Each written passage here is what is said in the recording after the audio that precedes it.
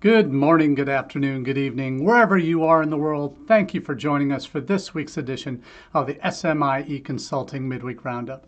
I'm your host, Marty Bennett.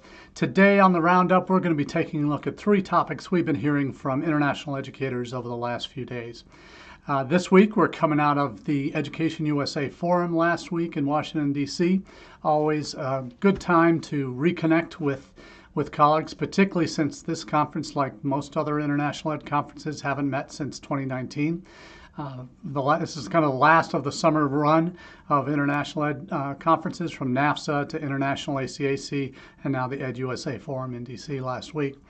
A couple of the issues we'll be talking about will be coming directly from that conversation in DC, the first of which we'll get to in a minute. But as we do each week, we take the questions we ask on the Midweek Roundup from our newsletter that comes out on Monday mornings. And I'll be sharing that newsletter with you in just a second here.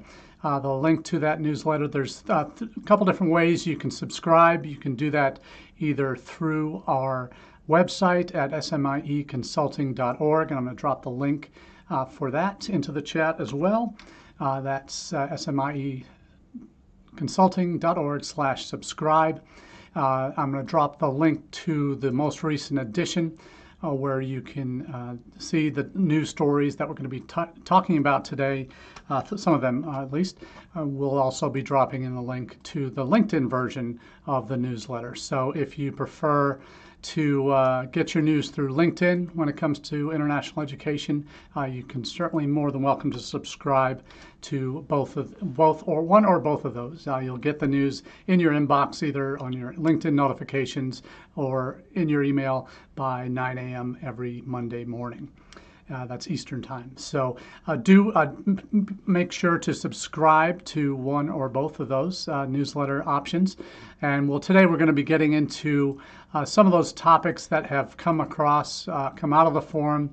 It's always a great conversation during the Education USA Forum with a really unique opportunity, because you never have in one spot all of the regional coordinators for the Education USA network. They're anywhere, depending on travel restrictions and positions being filled, between 12 and 14 REACs potentially at this conference.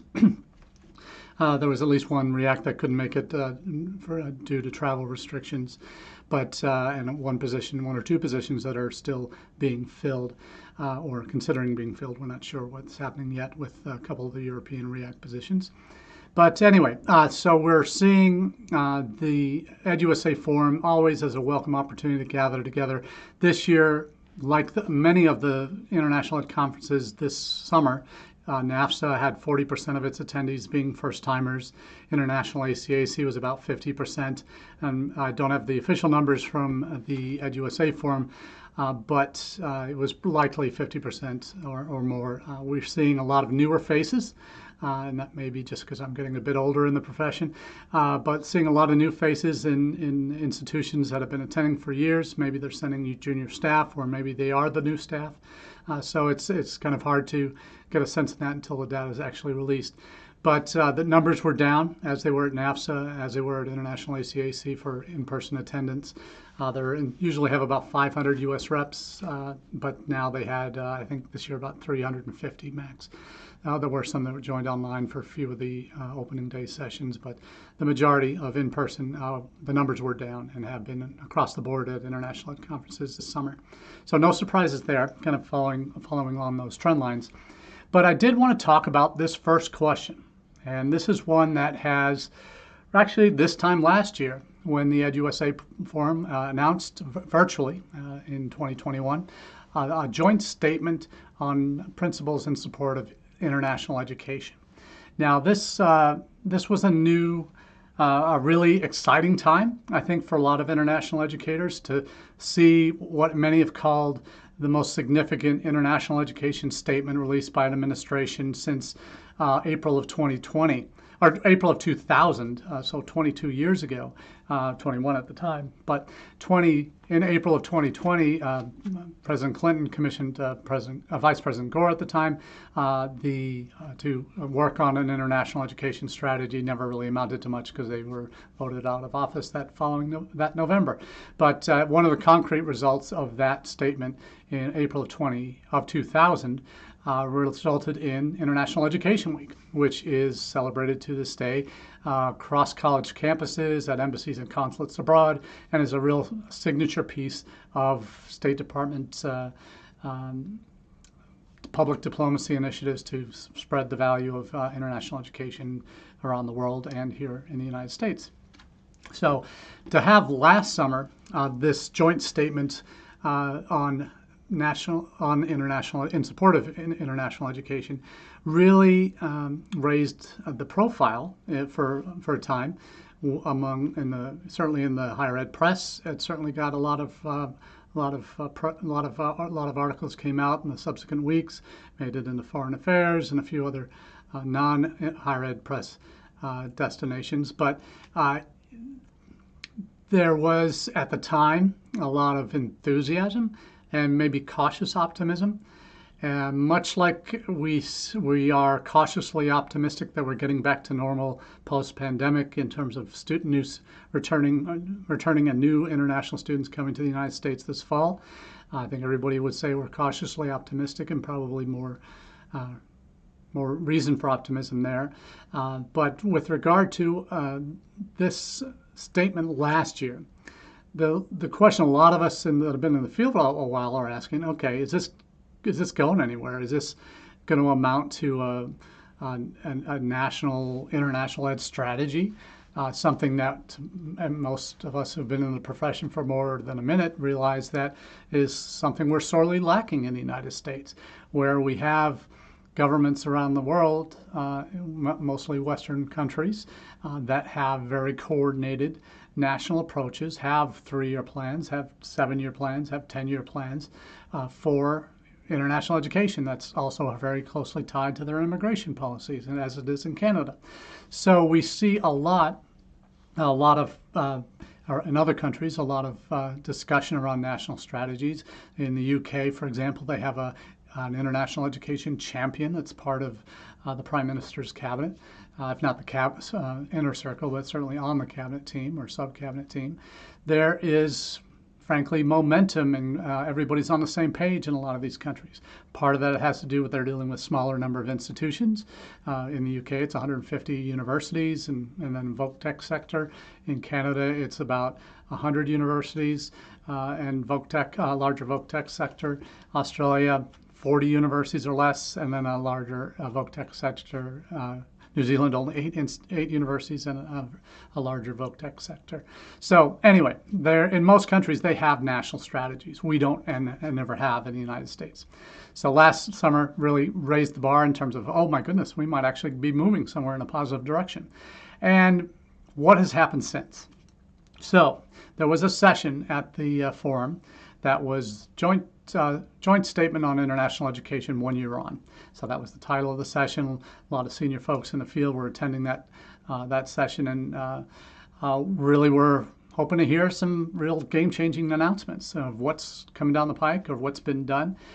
What we did here is did have 4 representatives from the 4 departments, federal government departments: State, Commerce, Education, and Homeland Security, all part of this panel, which was great. Good to see representation across those units that have their hands in a piece of the international ed pie. We've got Commerce and their focus on being international education being an export industry and 6th largest export industry for the United States, and very much concerned on the dollars and cents of what international education brings to the U.S. as a economic driver. You have Department of Homeland Security that's very much concerned about the national security implications of bringing students in, and they regulate and have the rules and regulations that impact what they can and can't do once they're in the United States. Then you have the State Department that is very much focused on public diplomacy and having these students come here, have great experiences, go home and become leaders in their home countries and then have positive impact on U.S. Relationships with other countries around the world. So that public diplomacy kind of piece. And then you have the Department of Education, which is concerned about raising the profile of raising global education, raising access to international education for U.S. students in terms of access to international students and study abroad opportunities, all of that. So there's their focus, which probably more closely aligns with what we in the profession in international ed kind of see as one of our main drivers. So if I had to rank them, I would say Department of Education, Department of State, Department of Commerce, and Homeland Security in terms of how aligned or not they are with what we in international higher ed believe as reasons why international students come to the U.S. So that's the fundamental niche or gist of this session. Each of the 4 departments spent time talking about what they've done since. Education was talking about a couple bilateral agreements they've reached with different countries for career and vocational education. That's all important stuff there, but limited. We see Department of Homeland Security focusing on getting their field reps back up to full employment. So they're down, I think, 6 or 7 field reps around the U.S. in terms of those that go meet with the university reps directly. You have they also, one thing that they've done successfully at Homeland Security is added 22 new STEM majors that are STEM zip codes to the approved list. And also created a new process where annually institutions will have the ability to submit their own programs that aren't necessarily represented yet in those zip codes that could be and should be potentially STEM designated programs. So that was a positive. Then you had Commerce that talked about what they've been doing with USA as Study Destination, their campaign that initially started in 2019 as kind of a way to align all the state consortia that exist around the country under this USA as Study Destination umbrella, and then started doing some marketing campaigns and videos, commission videos for different states. They've only done a handful from what I've been able to see, but certainly not seen a lot of that. But they have the one big thing that they've developed is this new international education export strategy, and they've never had that before in International Trade Association within Commerce in the commercial service. So that International Trade Administration, not Association. So Commerce has that piece going for it. State has focused on what they're doing is study with US or study with us. That is the hashtag for their campaign. So they've commissioned IIE to work with a marketing partner to develop the videos. A series of videos are coming out. The campaign actually started last year, but they released a new video to the at the EdUSA Forum using current students, focusing on flexibility of academics in U.S. higher ed. So that's great, but none of these are connected. Oh, they have their joint meetings, their interagency meetings. They are kind of all independent, operating independently because there's no kind of leadership here. They were told to do this joint statement. Education and state kind of led the charge last July, and then Commerce and DHS came on board. There's also other partners, other departments that maybe should be at the table too if we're talking about the impact of what an international ed strategy should be, and that would be Department of Labor. So the question really here, and I'm going to spend most of my time talking about this today because it really, coming away from the forum, this was my biggest disappointment, that I got the chance to answer questions about where's the beef, basically. What is, wrote an article about it on the SMIE consulting site. I've dropped the link to that article in the chat. I also reposted it on LinkedIn. Got some really positive feedback from those that read the article, those that were attending, on how my points really reflected their feelings as well. And what this really is a frustration that you have these 4 federal departments all doing their own thing. They're having interagency meetings. They are but they're not addressing, they're doing what they can, and I'm not faulting them in any way, because I respect what they do. I've worked with Education USA and State Department in the past for my job for 6.5 years, so I know the value there. I've worked on the state consortia side. I know the role that Commerce plays in helping them get up and running, so there's value there. DHS has certain restrictions there that we don't need to talk about here, but there's some fundamental challenges in so many departments that have an element of what impacts international education in their mission, but not a sole focus. They're all operating independently, doing what they can within their own spheres of influence. The challenge is none of the things that can really move the needle for the United States as a country can happen until we have national leadership, until we have cabinet level. I said international ed czar to one of the panelists after the session was over, but I asked them, frankly, where are the game changers? Where are the two of the proposals that the Biden administration did put into their initial Build Back Better proposal right after they took office or inaugurated in beginning of 2021.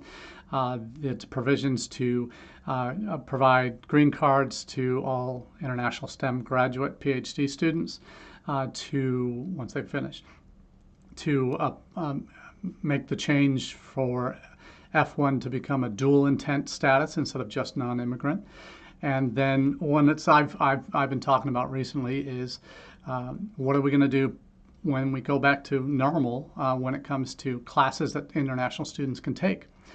Right now, the regulations as they stand, if we were to go back to normal today, limit students to one online course per term. We know the pandemic has fundamentally changed the way courses are taught on many college campuses. Large lecture halls are almost a thing of the past. They're going to be taught online, and then students will have lab sections, discussion sections, whatever, in smaller discussion groups. So we're seeing entire degrees now shift online.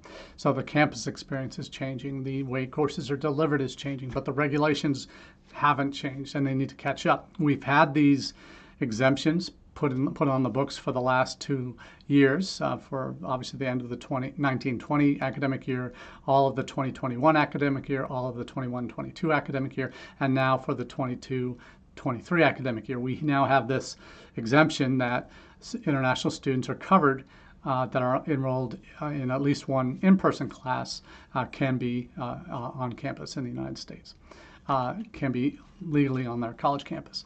But that's until that gets made permanent, until we get the changes on F1 becoming a dual intent status, until we get the changes to things like STEM PhDs getting green cards, until those that would be truly game changers in the global perspective on international student mobility, until that happens, we are just doing our own thing. Everybody's every department's doing their own thing. Colleges and universities are tooting their own horns, and really we don't have anything that unifies us other than we need to be promoting the U.S. as a destination because of breadth of diversity of our student of our educational institutions, the flexibility that students have in their academic programs, the diversity of our student bodies, and the opportunity to meet students from around the world. The quality of the education that you see consistently in rankings and not only in the United States but globally as well,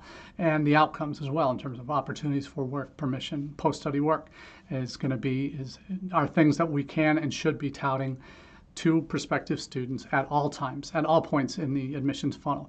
But we don't really get that opportunity to do that if we're only talking about our own institutions. And this is the piece that I think when I talk about international, when I talk with particularly university clients, but even on campuses I'm working on, how much we are missing the boat if we're not talking about U.S. as the benefits of studying in the U.S. first, then benefits of our institution. Because the realization, as I've mentioned many times when we talk about perspective, is that the students that we're recruiting from overseas are more than likely applying to multiple countries, when they're also applying to you. They're not necessarily just applying to your domestic competition, because likelihood of a international student applying to you as your top private university in your state, and then your one of your major domestic competitors for those same students, it may be a larger public university in a different state. It may be institutions in the UK, Canada, and Australia you're competing against. So these are the things that we very rarely focus on in our jobs, in terms of how we promote ourselves, and how we promote ourselves not only as an institution but as a country, because we need to be doing more of that. And it's, again, it's part of our decentralized nature. And when I asked the question, after the session, I said, what's the end result of this joint statement? Are we just going to be you guys doing your own things in your different departments, or are we going to be going to have an international ed strategy? And no one really had an answer for it. And they kind of shrugged their shoulders and said, don't know. How about an international ed czar? Maybe you don't want to call it a czar anymore because of what we're dealing with Russia. Maybe we call it like what they do in the UK, an international ed champion. So until we get that cabinet level source person at the top that can coordinate activities amongst these four and potentially 5 federal level departments, and actively be pushing an agenda in Congress that reflects the kind of game-changing things we need to be doing, that Canada's done for years, that the UK's done, that Australia has done, New Zealand has done. Until we get to that point, we will never have an international ed strategy. It just won't happen. It's physically not a possibility, because it's not going to be able to be a ground up, because all the higher ed associations have been advocating the kinds of things we want for years, but they never seem to get the traction. It was great to see some of those things included in legislation, but the full weight of the government never gets put behind it to make them realities. We all know immigration reform is overdue in the country, but we're never going to see it. So the connected pieces to this. So no, I don't think we're going to ever have an international ed strategy until we get serious and have a top level, cabinet level person that helps to direct traffic and helps to lead the charge. Because as much as we think we're doing good at our own institutions, the advocacy work we do with our individual representatives, that only moves the needle so far. It's got to come from the top if it's going to really impact what happens on a national and international stage. So one of the most important related topics to this, and until the connection is made at the highest levels of government, that the ability to study after graduation is one of the biggest drivers. We know that, particularly during the pandemic, ROI is a bigger thing for students, particularly at the undergrad level, where parents are making the financial decisions for students and committing the money to allow their dreams to happen in the U.S. This question of how important is post-study work, it has to be at or near the top of what you focus on in your recruitment pitches. And this is why you need to be connecting all the dots on your campus, international campus journey on your campus, from prospect to successful alumni, and focus on those last pieces of career services and alumni offices, and make sure that they have tailored services for international students. Make sure that they are tracking where your international students are getting jobs. Make sure they're making it easier for international students to find where those options are when they have job fairs on campus and who comes for interviews. If you have job board postings on your site, that you have asterisks or something next to each of the listings that says companies will hire international students. If you don't, then you're just considering international students as any other student, that you're not dealing specifically with their needs. And I'm fortunate to work at an institution now that has recognized this amongst many other needs, that not every student is the same, and there are the various groups of students that have very different needs. First-gen students have very different needs than an international student, have very different needs than someone who's coming from a well-to-do background and where their entire family has gone to college for generations. There are simply very different needs different student groups have. And until your career services offices is recognizing this, and international students as having very different needs, and helping to provide services that will help them maximize their post-study work opportunities, whether through OPT, whether through going home and getting recognition for your degree in their home country, that is absolutely essential in terms of how you market to prospective students, not just how you handle it on the back end. You have to do that well on the back end in order to be able to market it well. You need to have the success stories. You need to have hopefully data that can back up how students are able to that show that international students that come to your campus will succeed. So it's really a daunting task, and frankly one that most international offices, recruitment offices, don't spend a whole lot of bandwidth thinking about, but it needs to be an essential component of what you do moving forward. Because you see pathway providers focusing on that, on career services for students that are coming into their university programs. You find agents that are also beginning to add these services for returning students that might be coming home. You see some institutional partnership programs that we're working with that are now adding in these career services pieces to the puzzle, because they recognize it's a full journey. It's not just getting them in the door somewhere. You need to make sure these students are taken care of all the way through the journey, and in particular, that end product with post-study work opportunities. So that's kind of a quick answer to question 3. We could spend a whole session just on that topic.